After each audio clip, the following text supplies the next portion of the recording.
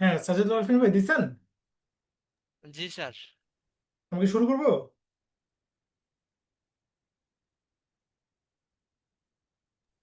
জি sir, শুরু করতে পারেন। আচ্ছা, আমার কথা শোনা যাচ্ছে এবং হচ্ছে স্ক্রিন দেখা যাচ্ছে কিনা একটু জানাবেন। জি স্যার, শোনা যাচ্ছে এবং স্ক্রিন দেখা যাচ্ছে। আচ্ছা, ঠিক আছে। আসসালামু আলাইকুম।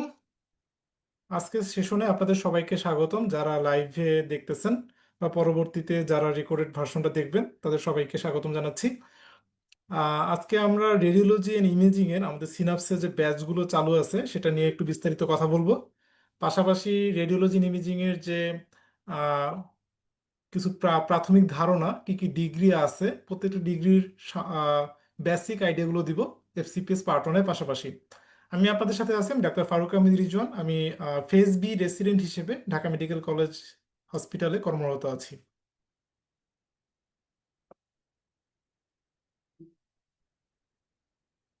আচ্ছা, প্রথমে আসি কি কি ফিল্ড আছে রেডিওলজিতে, এটা নিয়ে একটু বেসিক। আপনারা হয়তো অনেকে এগুলো নিয়ে জানেন, তারপরও যারা যদি কেউ একবারে নতুন থাকেন তাদের জন্য আমরা একবারে একটু বেসিক কিছু আইডিয়া দিব। কি কি ফিল আছে? এক্স রে আমরা সবাই জানি, কনভেনশনাল যে এক্স রে গুলো করা হয় বা ম্যামোগ্রাফি যে রিপোর্টিং আমরা করি। কন্ট্রাস্টের যে এক্স রে গুলো আইভিউ, সাইনোগ্রাম, ডিজিটাল লুপোগ্রাম, আরজিএমসি, কিছু উদাহরণ barium, NMR, solo, follow three গুলো আছে, এগুলো রিপোর্টিংও আমরা করি। পাশাপাশি সিটি স্ক্যানের রিপোর্টিং এর সাথে সিটি স্ক্যানের রিপোর্টিং আমরা করি, এমআরআই রিপোর্টিং এবং সিটি এমআর এনজিওগ্রামের রিপোর্টিং রেডিওলজি ইমেজিং ডিপার্টমেন্ট করে থাকে। এটা হচ্ছে এক মানে রেডিওগ্রাফি যে পরীক্ষাগুলো এবং এমআরআই, সেটা নিয়ে আমরা কথা বললাম। পাশাপাশি আল্ট্রাসাউন্ড হচ্ছে রেডিওলজির বড় একটা অ্যাসপেক্ট। আল্ট্রাসাউন্ডের মধ্যে কনভেনশনাল আল্ট্রাসাউন্ড আছে, পাশাপাশি Doppler, anomaly scan, TVS, musculoskeletal breast, এগুলো হচ্ছে একটু স্পেশালাইজড আল্ট্রাসাউন্ড, সেগুলো রেডিওলজি ডিল করে থাকে। এবং পাশাপাশি শুধু রিপোর্টিং ই না, আমরা হচ্ছে ইন্টারভেনশন এবং ইন্টারভেনশন রেডিওলজি এখন একটা খুবই ব্লুমিং ফিল্ড। এটা হচ্ছে ডায়াগনস্টিক ও থেরাপিউটিক দুইটা পারপাস নিয়ে কাজ করে। যেমন খুবই কমনলি যে প্র্যাকটিসগুলো করা হয় তার মধ্যে হচ্ছে সিটি বা আল্ট্রাসাউন্ড গাইডেড এফএনএসি। সিটি বা আল্ট্রাসাউন্ড গাইডেড বায়োপসি সাধারণত আপনারা যারা ইন্টার্নশিপ পাস করে এসেছেন দেখেছেন যে এফএনএসি যদি বাইরের দিকে অর্গানগুলো হয় তাহলে হয়তো বা গাইডেড ছাড়াও করা যায়, কিন্তু একটু ভিতরের দিকে অর্গান বা ব্লাড ভেসেলের যাতে সম্পৃক্ততা যখন সমস্যা থাকে সেক্ষেত্রে আমরা গাইডেড টেস্ট করি, অর্থাৎ আমরা দেখে শুনে তারপরে এফএনএসি বায়োপসি করি। সেটা আল্ট্রাসাউন্ড গাইডেড হতে পারে বা সিটি গাইডেড হতে পারে। তো এই পরীক্ষাগুলো বেশ কিছু ডিপার্টমেন্টও করে ইন্টার রিলেটেড, যেমন প্যাথোলজি ডিপার্টমেন্টও মাঝে মধ্যে করে থাকে। বাট রেডিওলজি এটা খুবই ওতপ্রোতভাবে এই ডিপার্টমেন্ট এই কাজগুলোর সাথে জড়িত।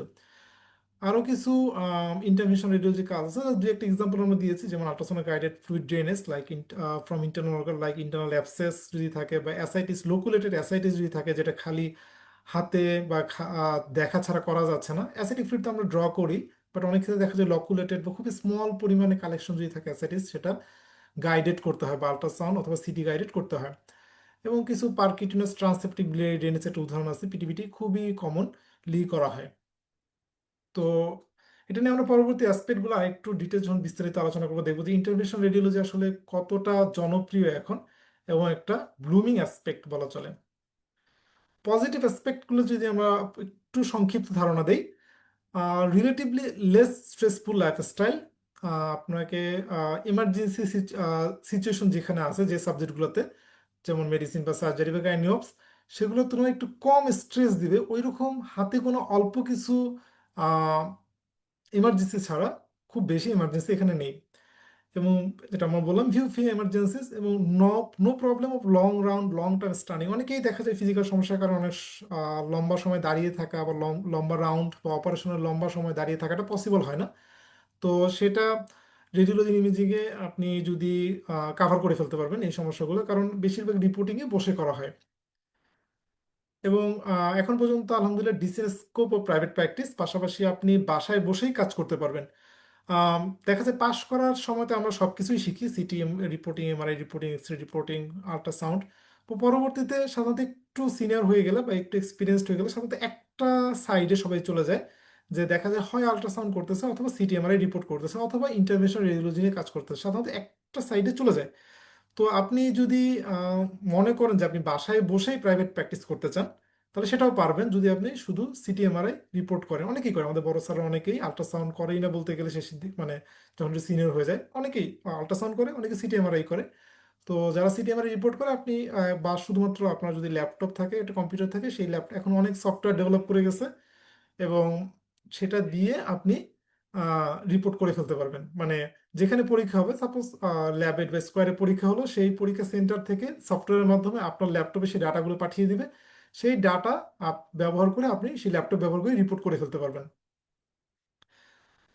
এবং হচ্ছে এটার আরেকটা সুবিধা আছে যে আপনি যদি কম্পিটেন্ট হন, তাহলে আপনি এক জায়গায় বসে মাল্টিপল জায়গায় রিপোর্ট করতে পারবেন। যেমন আমাদের স্যারদেরকে দেখি যে একটা জায়গায় বসে হয়তো তিনি স্কোয়ারে বসেন বা ইবনে সিনায় বসেন, একটা জায়গায় বসে একটা ইবনে সিনা সেন্টারে বসে উনি মাল্টিপল ইবনে সিনা সেন্টারে রিপোর্ট করতেছেন। এমনকি এক ডিস্ট্রিক্টে বসে, ঢাকায় বসে উনি অন্যান্য সেন্টারগুলো, ইবনে সিনা বাদেও বাংলাদেশ স্পেশালাইজ হসপিটাল বা যাই হোক অনেকগুলো সেন্টারে রিপোর্ট করতেছেন। পাশাপাশি ঢাকার বাইরেও, চিটাগাং বা হোক অন্য জায়গায় হোক, সেই জায়গাগুলো সেন্টারগুলো রিপোর্ট করতেছে। কারণ এখন আমরা বলেছি যে এখন সফটওয়্যার বেসড রিপোর্টিং হয়ে গেছে। আপনার প্রত্যেকটা ইনস্টিটিউটে সফটওয়্যার আছে, এবং সেই সফটওয়্যারটা আপনার ল্যাপটপে যদি ইনস্টল করা থাকে তো আপনি ইজিলি রিপোর্ট করতে পারবেন। এবং যেটা আমরা বলেছিলাম যে ইন্টারভেনশনাল রেডিওলজি, এটা একটা ব্লুমিং অ্যাসপেক্ট, এবং এটা খুবই জনপ্রিয় ইদানিং, বিশেষ করে কারণ এই ফিল্ডে আসলে লোকজন খুবই কম। আপনি হাতে গোনা কয়েকজন ভালো লোকজন আছে, কয়েকজন। আমি রেডিওলজির স্টুডেন্ট হয়ে 10 জনের নাম ভাবে বলতে পারবো না যে 10 জন ভালো ইন্টারভেনশন করে, খুবই কম। যেমন রবিন স্যার আছেন, এদিকে বিশ্বজিৎ ভৌমিক স্যার আছে বিএসএমইউতে, তুন ম্যাডাম আছে বিএসএমইউতে। তো এরকম অল্প কয়েকজন স্যার ম্যাডাম আছেন যারা হচ্ছে ইন্টারভেনশন করে থাকেন বা কয়েকটা সেন্টারে হয়। তো আপনি ওই ফিল্ডগুলোতে ভালো করলে আপনি মানে এই ফিল্ডটা ওয়াইড ওপেন, এটা বলতে চাচ্ছি আমি। এবং আপনি একটু ভালো করলেই আপনি এখানে খুবই ভালো করতে পারবেন। আমরা যেটা বলেছি যে you can be the leader. অনেক ফিল্ড দেখা যায় যে খুবই স্যাচুরেটেড, যে অনেক খুবই ভালো করেও আসলে পাত্তা পাওয়া যাচ্ছে না এরকম। আহ, কিন্তু এইখানে আপনি যদি একটু ভালো করেন, তাহলে ফিল্ডটা যেহেতু ওয়াইড ওপেন, আপনার জনপ্রিয়তা খুবই বৃদ্ধি পাবে। এবং last but not the least, যে গুড পাস রেট, যে বোথ ফেজ এবং ফেজ বি তে রেসিডেন্সিতে ভালো পাস রেট, এবং এফসিপিএস এও রিলেটিভলি গুড পাস রেট। যদিও গত সেশনে এটা ভ্যারি করে প্রতি সেশন টু সেশন, বাট খুব মোটামুটি এভারেজ অন্যান্য সাবজেক্টের তুলনায় ভালো। আহ, যদিও গতবার একটু, যেটা বলতেছিলাম, একটু কমে গেছে, বাট ইন এভারেজ সবসময় মোটামুটি একটা ভালো পাস রেট থাকে এফসিপিএস পার্ট ওয়ানে। তো কি কি ডিগ্রিজ অ্যাভেলেবল, সেটা হচ্ছে এফসিপিএস, এমডি, ডিএমআরডি এবং এমসিপিএস। তো এফসিপিএস পার্ট ওয়ান যেহেতু আমাদের আজকের ওরিয়েন্টেশনের মেইন ইয়ার, সেটা নিয়ে আমরা বিস্তারিত কথা বলবো। যে এটা প্রতি জানুয়ারি এবং জুলাইতে এক্সাম হয়, 5 বছরের কোর্স, মিড টার্ম 2 বছর পর হয়। এবং এখন কোনো এফসিপিএস এর জন্য কোনো ট্রেনিং কাউন্ট হয় না যদি কিনা আপনার পার্ট ওয়ান করা না থাকে। পার্ট ওয়ান করা থাকলেই বরং তখনই আপনার এফসিপিএস এর ট্রেনিংটা কাউন্ট হবে। এটা জানুয়ারি 2024 থেকে ইফেক্টিভ হয়েছে। অন্যান্য কিছু এমসিপিএস দিতে পারবেন আপনি 2 বছর যদি ট্রেনিং করেন এফসিপিএস পার্ট ওয়ান ছাড়া, তাহলে আপনি এমসিপিএস দিতে পারবেন, বাট এফসিপিএস দিতে পারবেন না। তো কোর্স ম্যাপটা হচ্ছে এরকম যে আপনি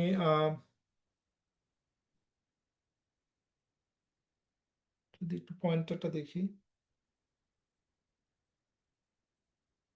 হ্যাঁ, তাহলে কোর্স ম্যাপটা হচ্ছে দেখেন, code training FCS part one pass করবেন, 2 বছর কোড ট্রেনিং, তারপর একটা মিড টার্ম পরীক্ষা দিবেন, তারপরে 3 বছর একটা অ্যাডভান্স ট্রেনিং, থিসিস সাবমিট করবেন, এফসিপিএস ফাইনালে বসবেন। অথবা অনেকে এইভাবে করে, 2 বছর কোড ট্রেনিং, মিড টার্ম দিলেন, তারপর 3 বছরের অ্যাডভান্স ট্রেনিং এর জায়গায় 2 বছর ট্রেনিং করে 1 বছর কোর্সে, মোটামুটি একই, খুব বেশি পার্থক্য নেই। থিসিস সাবমিট করবেন, এফসিএস ফাইনাল এক্সাম দিবেন। অর্থাৎ টোটাল 5 বছরের কোর্স, মাঝখানে একটাই মাত্র পরীক্ষা, FCPS mid term exam. Course fee যদি নতুন ক্যান্ডিডেট হন তাহলে 11,000 টাকা, এবং যদি পুরাতন ক্যান্ডিডেট হন তাহলে 10,000 টাকা। এক্সাম সিস্টেম আমরা হয়তো সবাই জানি, তারপরও জাস্ট যদি কেউ জানা না থাকে সেটার জন্য, যে এখন একদিনেই পরীক্ষা হয়, 4 ঘন্টা একটা পরীক্ষা, টোটাল 150 মার্কসের পরীক্ষা। এর মধ্যে 70টা এমসিকিউ, 70টা সিঙ্গেল বেস্ট আনসার থাকে। তো প্রতিজনে 2 মার্কস করে, কোনো নেগেটিভ মার্কিং নেই, এবং আপনাকে 210 পেতে হবে। এটাই পাস মার্কস। আগে যেমন 3 দিনে পরীক্ষা হতো, প্রতিটা সাবজেক্টে আলাদা করে পাস করতে হতো, অনেকগুলো ক্লস ছিল। এখন একটাই ক্লস, আপনাকে 210 পেতে হবে, একদিনই পরীক্ষা, 4 ঘন্টা। তো প্রিভিয়াস সেশনের সামারিগুলো যদি দেখি আমরা, জুলাই 2024 থেকে যদি দেখা শুরু করি, জুলাই 2024-এ পাস স্টুডেন্ট ছিল 20 জন, এর মধ্যে সিনাপসিস স্টুডেন্ট ছিল 8 জন। জানুয়ারি 2025-এ আলহামদুলিল্লাহ অনেক পাস করেছিল, 54 জন, এর মধ্যে 25 জনই ছিল সিনাপসিস স্টুডেন্ট। জুলাই 2025-এ 20 জন পাস করেছিল, এবং তার মধ্যে 7 জন সিনাপসিস স্টুডেন্ট। এখন আসি টিপস অ্যান্ড ট্রিক্সে। বেসিক কিছু টিপস নিয়ে আমি যদি কথা বলি, সেটা হচ্ছে প্রথমেই সিলেবাসটা প্রিন্ট করে নেবেন। এটা অ্যাভেলেবল অনেক জায়গায়, অনলাইনে অ্যাভেলেবল, বা আমাদের যে হোয়াটসঅ্যাপ গ্রুপগুলো আছে সেখানে অ্যাভেলেবল। নেসেসারি ম্যাটেরিয়ালগুলো কালেক্ট করবেন এবং প্রিভিয়াস ইয়ারের কোশ্চেনগুলো কালেক্ট করতে হবে এবং সেগুলো চেক করতে হবে। নেসেসারি ম্যাটেরিয়ালের মধ্যে বইপত্র যেগুলো দরকার বা নোটস যেগুলো দরকার সেগুলো কালেক্ট করে ফেলবেন, এবং প্রিভিয়াস ইয়ারের কোশ্চেন খুবই খুবই খুবই খুবই গুরুত্বপূর্ণ, এটা কালেক্ট করে ফেলবেন এবং এগুলো সলভ করে ট্রাই করবেন। প্রিন্ট দ্য সিলেবাস ফার্স্ট, এটা হচ্ছে সিলেবাস। সিলেবাস হচ্ছে এফসিপিএস পার্ট 1। যদি আগে এরকম পেপার 1, পেপার 2, পেপার 3 আলাদা আলাদা ভাগ করা ছিল, বাট এখনো ভাগ একদিনই পরীক্ষা হয়, কিন্তু এই ভাগটা মেনটেন করা হয়। যেমন পেপার 1 হচ্ছে অ্যানাটমি। অ্যানাটমি থেকে আমাদের টোটাল 50টা কোশ্চেন আসে, 25টা এসবিএ, 25টা এমসিকিউ। তো এখানে ভাগ করা আছে মোটামুটি, একবারে যে খুব বেশি মেনটেন করে তা না, বাট এই চ্যাপ্টার ওয়াইজ যে ডিভিশনগুলো কাছাকাছি মেনটেন করে। তো এখানে দেখবেন খুবই খুবই অল্প কিছু চ্যাপ্টার, যেমন অল্প ছোট ছোট চ্যাপ্টার, যেমন ব্রেস্ট, আহ, এগুলো যেমন খুবই ছোট, এখান থেকে 2টা কোশ্চেন খুবই সচরাচর আসে, এরকম চ্যাপ্টারগুলো পিক করা।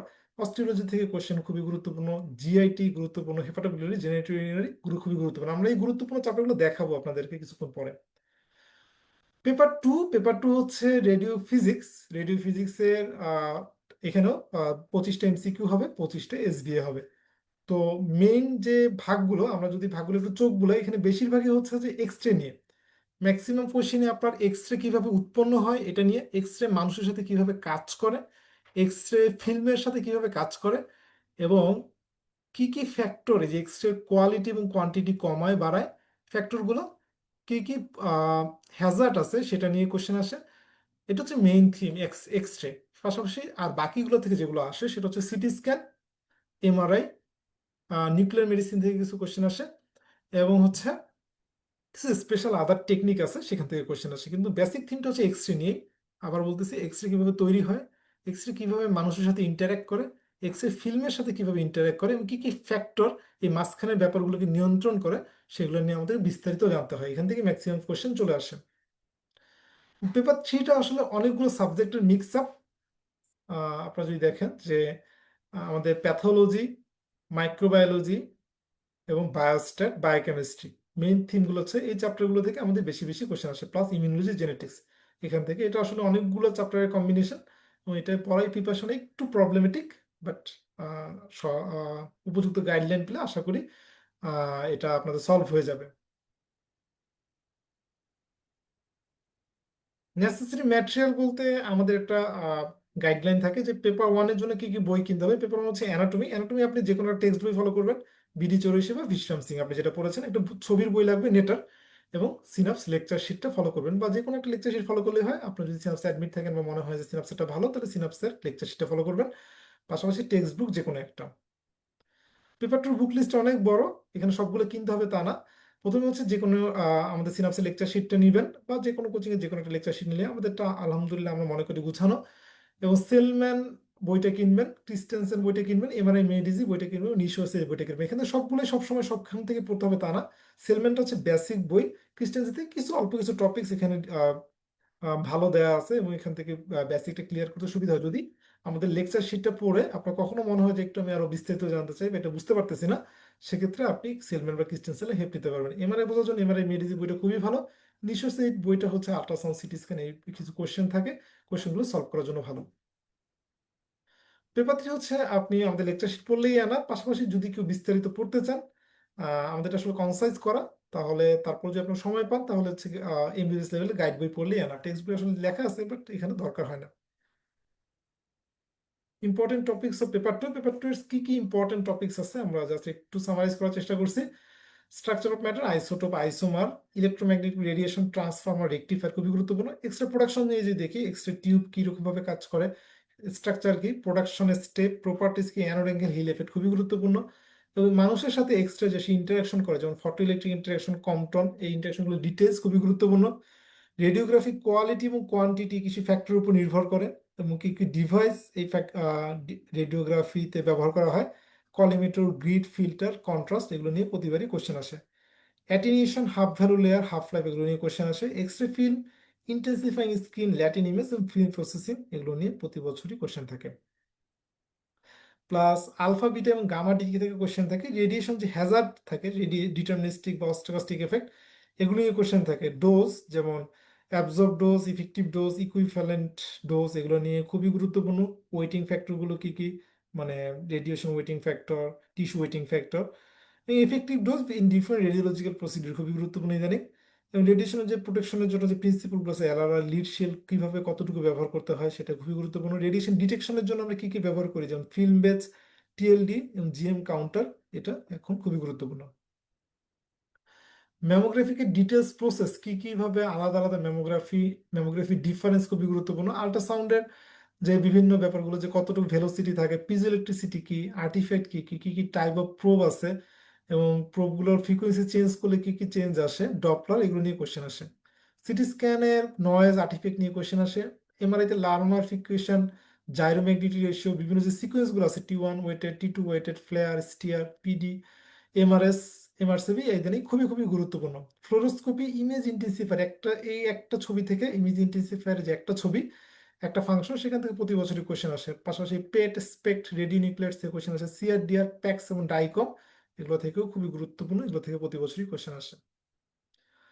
এবং এক্স রে আমরা যখন পড়বেন, রেডিও ফিজিক্সটা আমরা এমনভাবে পড়ানোর চেষ্টা করি যে আপনারা একটা স্টোরির মতো মনে হয়, যে এক্স রে টিউব থেকে প্রথমে এক্স রে তৈরি হবে, এক্স রে টিউবের ভিতরে কি কি ঘটনা ঘটতেছে সেটা জানবেন। মানে আমরা যেটা এখানে বলতে চাচ্ছি যে হঠাৎ করে মাঝখান থেকে পড়া শুরু করবেন না, তাহলে আপনি বুঝতে পারবেন না। এই জন্য প্রথমে এক্স রে টিউবটা পড়তে হবে, এক্স রে টিউবে কি, এক্স রে টিউবে কি ঘটনা ঘটে, এক্স রে কিভাবে তৈরি হয় সেটা পড়বেন।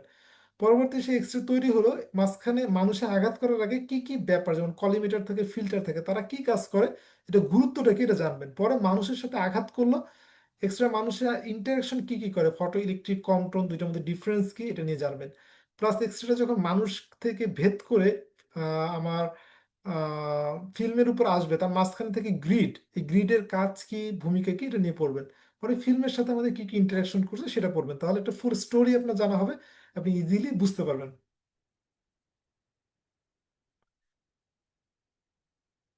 এখন আসেন যে আমরা জাস্ট একটা জিনিস জানা দেখানোর জন্য আপনাকে, যে আগের আমাদের কিছু কোয়েশ্চেন গুলো দেখবো, আমরা অ্যান্সার গুলো সলভ করবো না, জাস্ট কোয়েশ্চেনটা এক নজর দেখে যাবো। Arrange the steps of field processing the correct, ওটা জুলাই 2022-এর একটা এসবিএফ।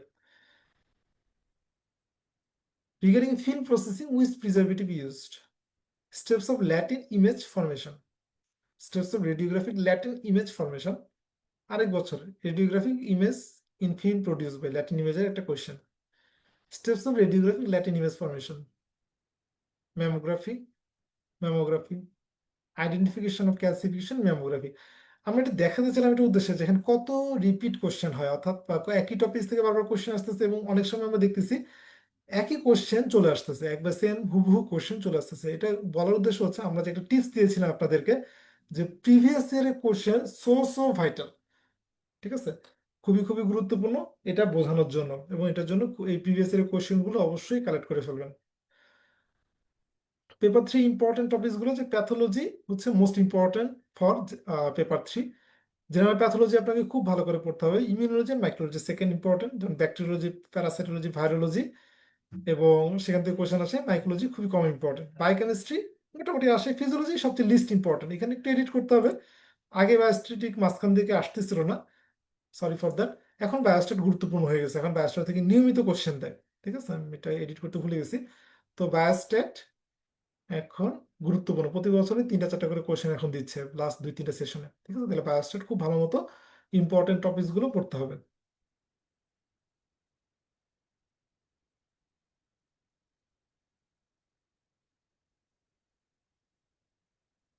আচ্ছা, পেপার 1-এর জন্য আমাদের কোন অ্যানাটমি জিনিসগুলো ইম্পর্টেন্ট, যেমন অ্যাবডোমেন, থোরাক্স, এমব্রায়োলজি, হিস্টোলজি, তারপরে হেড, নেক, এক্সট্রিমিটি, নিউরো অ্যানাটমি, অর্থাৎ সিরিয়াল ওয়াইজ সাজানো হয়েছে যে কার পরে কে গুরুত্বপূর্ণ। তার মানে বোঝা যাচ্ছে abdomen so vital for passing. Abdomen খুবই একবারে আপনাদেরকে ছোটস্থ মুখস্থ করে ফেলতে হবে, অ্যাবডোমেন বুঝতে হবে খুবই গুরুত্ব দিয়ে অ্যাবডোমেন। রিলেশন খুবই আসে, রিলেশনটাকে বুঝবেন এবং নেটারের সাথে কোরিলেট করবেন, ব্লাড সাপ্লাই, লিম্ফেটিক ড্রেনেজ, এবং হচ্ছে আরেকটা হচ্ছে ডেভেলপমেন্ট খুব ভালো মতো পড়বেন। এটা তো আমরা বলছি।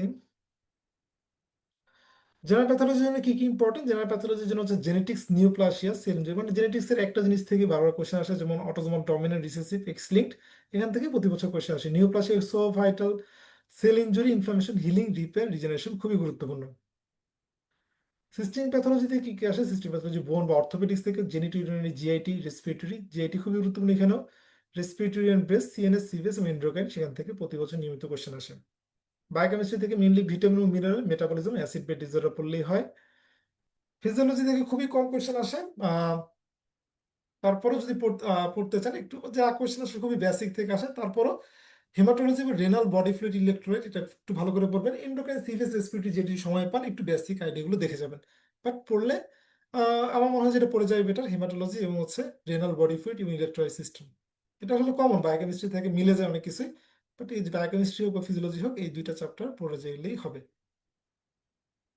এই মোটামুটি এফসিপিএস পার্ট ওয়ান নিয়ে আমাদের মেইন কথাবার্তা। রেসিডেন্সি নিয়ে যদি একটু বেসিক আইডিয়া দিই, রেসিডেন্সিতে হচ্ছে জাস্ট জানিয়ে রাখার জন্য, অনেকে হয়তো জানে না, সেটা হচ্ছে আমাদের এফসিপিএসটা হচ্ছে radiology imaging surge, sorry, residency হচ্ছে সার্জারি ফ্যাকাল্টির অধীনে, যদিও তার নাম এমডি দেখেন, ফ্যাকাল্টি অফ সার্জারি আন্ডারে এমডি।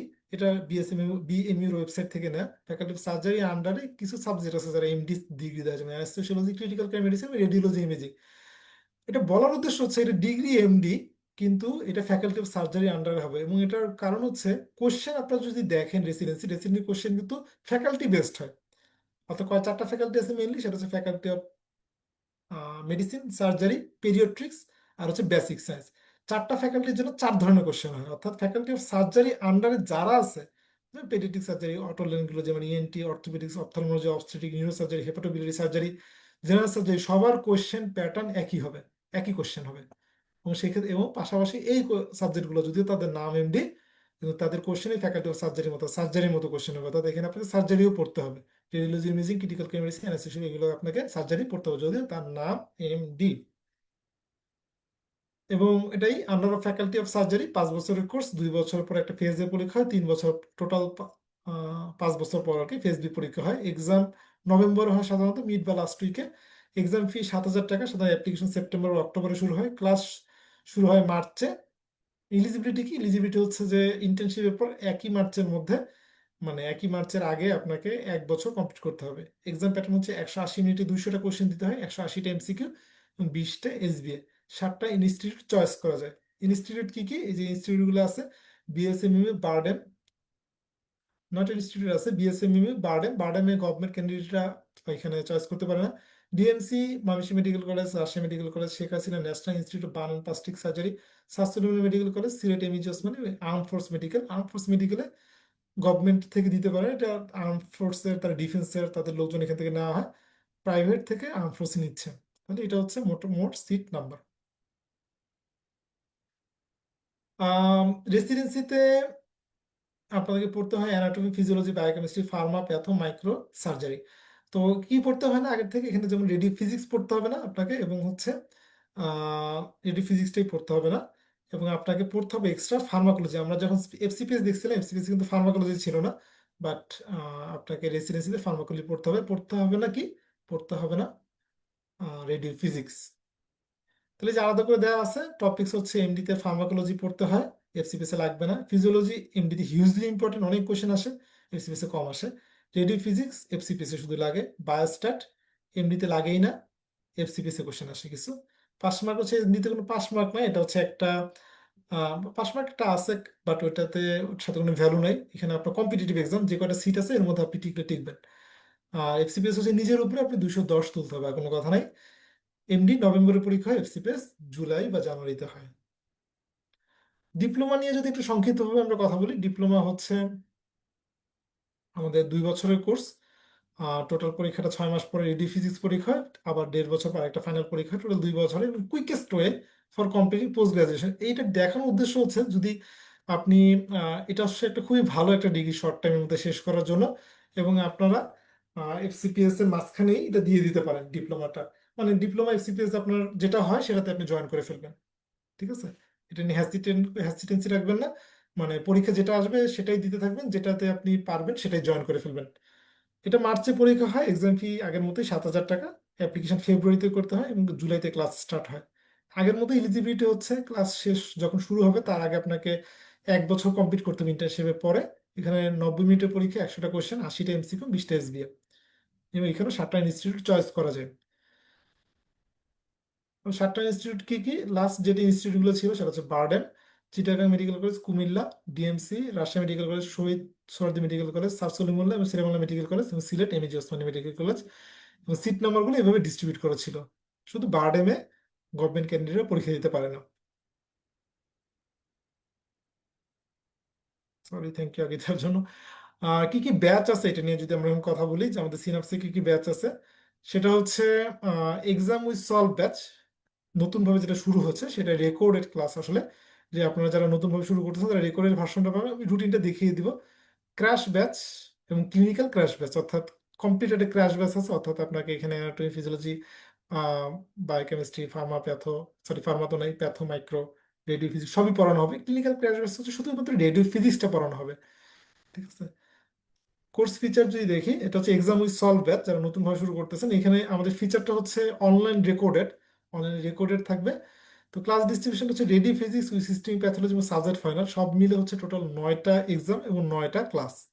ঠিক আছে। বেসিকের জন্য 24টা ক্লাস, 24টা এক্সাম, 24টা ক্লাস। রিকলিং সেশন হচ্ছে জুলাই 2025 যে 3টা পেপার, সেই 3টা পেপারের উপরে হচ্ছে আমরা 3টা ক্লাস নিব, সলভ ক্লাস, 3টা ক্লাস, 3টা মক টেস্ট হবে, টোটাল 36টা এক্সাম এবং 36টা রেকর্ডেড ক্লাস। ডিস্ট্রিবিউশনটা এখানে দেখানো আছে। আহ, আমাদের এক্সাম ব্যাচের এখানে সবগুলো, এটা 1 তারিখ থেকে শুরু হয়েছে এবং সবগুলো ক্লাসই এখানে রেকর্ডেড হবে। ঠিক আছে। যারা অক্টোবর 1 তারিখ থেকে যে ব্যাচটা শুরু হয়েছে সেখানে যারা ভর্তি হয়েছে তারা সবগুলো রেকর্ডেড ক্লাসই করতে হবে। প্রথমে এক্সাম হবে, এক্সামের পর পরের দিন সলভ ক্লাস হবে। এটা হচ্ছে রুটিনটা। কোর্স ফিচার হচ্ছে, ফিটা হচ্ছে এখন পর্যন্ত 5,000 টাকা এবং আফটার ডিসকাউন্ট 3750 টাকা। এবং এর মধ্যে কোনো শীট পাবেন না আপনারা এই কোর্স ফির মধ্যে। এবং আরেকটা ব্যাচ হচ্ছে course feature ready physics crash batch, শুধু রেডি ফিজিক্স পড়ানো হবে এখানে। এখানে টোটাল রেডি ফিজিক্সে 12টা ক্লাস পাবেন, 12টা এক্সাম। এর মধ্যে 2টা ক্লাস অলরেডি, ব্যাচটা যে শুরু হয়ে গেছে, অলরেডি 2টা ক্লাস হয়ে গেছে, সেটা আপনারা রেকর্ডে দেখে নিতে পারবেন। তারপরে একটা রেডি ফিজিক্স সাবজেক্ট ফাইনাল হবে, সেটা সলভ ক্লাস নেওয়া হবে, রিকল সেশন নেওয়া হবে 3টা, মক টেস্ট 3টা, টোটাল 16টা ক্লাস এবং 16টা এক্সাম। এটা হচ্ছে রুটিনটা, দেখার চেষ্টা করতেছি।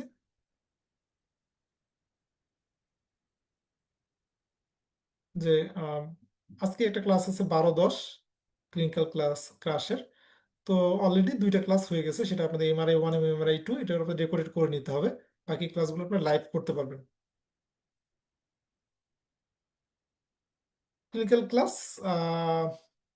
এটা হচ্ছে ডিস্ট্রিবিউশনগুলো এখানে দেখানো হয়েছে। এটার কোর্স ফি 5,250 টাকা। এটা মনে হয় একটু যোগ বিয়োগ ভুলেছে, যাই হোক, এটা আমি একটু পরে নাম্বারটা দিয়ে দিব। আপনার সেই নাম্বারে এখানে 7,000 থেকে 1,250 টাকা ডিসকাউন্ট হবে, একটু মনে হয় লিখতে ভুল হয়েছে কোনো একটা জায়গায়। তো এখানে আপনাদের যেটা, সেটা হচ্ছে 3টা ক্লিনিক্যাল শিটই পাবেন। অর্থাৎ এখানে আপনার শিট ইনক্লুডেড, যে মানে ক্লাসের যে ব্যাচগুলো সেখানে আপনি শিট পাবেন। হচ্ছে complete crash batch. Complete crash ব্যাচে হচ্ছে রেডিও ফিজিক্সের, ওইখানে আপনার আগের মতোই পাবেন। রেডিও ফিজিক্সের যে 12টা ক্লাস, 12টা exam, radio physics subject final, এই ক্লাস এবং এক্সাম। বেসিক্যাল হচ্ছে টোটাল 25টা ক্লাস, এর মধ্যে 14টা রেকর্ডেড করতে হবে এখন যারা নতুনভাবে ভর্তি হবেন। এবং 25টা ক্লাস, 25টা এক্সামের মধ্যে 24টা রেকর্ডেড। রিকল সেশন 3টা, তো বললাম মক টেস্ট 3টা, টোটাল 41টা ক্লাস এবং 41টা এক্সাম। এটা হচ্ছে ডিস্ট্রিবিউশনটা ক্লাসের। কোর্স ফি হচ্ছে টোটাল 10,500 টাকা। এবং এখানে full lecture sheet include. Full lecture sheet বলতে যে আমাদের ক্লিনিক্যাল লেকচার শিট প্লাস বেসিকের যে 27টা লেকচার শিট, সেই লেকচার শিটগুলো এর মধ্যে ইনক্লুডেড। সরি, 23টা বেসিক লেকচার শিট। তো বেসিকের সেই 23টা, এটা হচ্ছে আপনি কমপ্লিট ক্রাশ ব্যাচে ভর্তি হলে পাবেন। আর হচ্ছে ক্লিনিক্যাল শিট, সেটা আপনি হচ্ছে যে যেটা 3টা শিট আর কি, সেটা আপনি ক্র্যাশ ব্যাচে ভর্তি হলেও পাবেন। যদি রেডিও ফিজিক্স ক্র্যাশ ব্যাচে ভর্তি হন সেখানেও পাবেন, কমপ্লিট ক্র্যাশ ব্যাচে ভর্তি হলেও পাবেন। অর্থাৎ যারা টোটাল কমপ্লিট ক্র্যাশ ব্যাচে ভর্তি হবে তারা সবগুলো বই পাবেন। মেইন কথা হচ্ছে, আর যারা ক্লিনিক্যাল ক্র্যাশ ব্যাচে ভর্তি হবে তারা ক্লিনিক্যাল শিটগুলো পাবেন 3টা। প্রতি সপ্তাহে ডিপেন্ড করে কোন ব্যাচে ভর্তি হচ্ছে, এর মধ্যে একটা বা দুইটা করে ক্লাস হয়, প্রতি সপ্তাহে একটা বা দুইটা করে এক্সাম হয়। Recorded class will be available in website. যদি আপনাকে ক্লাস মিস করেন সেটা ওয়েবসাইটে ক্লাসগুলো থাকবে। এবং লাইভ ক্লাস যেগুলো বাকি আছে, যারা লাইভ ক্লাসের পসিবিলিটি আছে যে ব্যাচগুলোতে, সেটা জুমে হবে লাইভ ক্লাস। এক্সাম ওয়েবসাইটে নেওয়া হবে। এবং ক্লাসের মতোই যে যদি আপনি কোনো এক্সাম মিস করেন, সে আপনি এটা পরীক্ষা দিতে পারবেন পরে, বা দেওয়ার পরেও আপনি বারবার পরীক্ষা দিতে পারবেন। হেল্পলাইন হচ্ছে মিস্টার নজরুল কাজীর যে নাম্বার, যাদের কোনো যোগাযোগের প্রয়োজন হয়, তো নজরুল কাজী এই নাম্বারটা, এটা আমাদের এক্সিকিউটিভ বা অ্যাডমিশন ডেস্ক, যে কোনো একটা নাম্বারে ফোন দিয়ে নজরুল কাজী সাহেবের কাছ থেকে আপনার বিস্তারিত তথ্য জানতে পারবেন। অ্যাডমিশনের জন্য তাকে ফোন দিতে পারবেন, বা আলাদা করে অ্যাডমিশন ডেস্ককেও ফোন দিতে পারবেন, তাহলে অ্যাডমিশনের ব্যাপারে যে প্রসিডিউর সেগুলো মেনটেন করবে। এই মোটামুটি শেষ। সবাইকে ধন্যবাদ। কারো কোনো প্রশ্ন আছে কিনা, যারা পার্টিসিপেন্ট আছেন থাকলে করতে পারেন।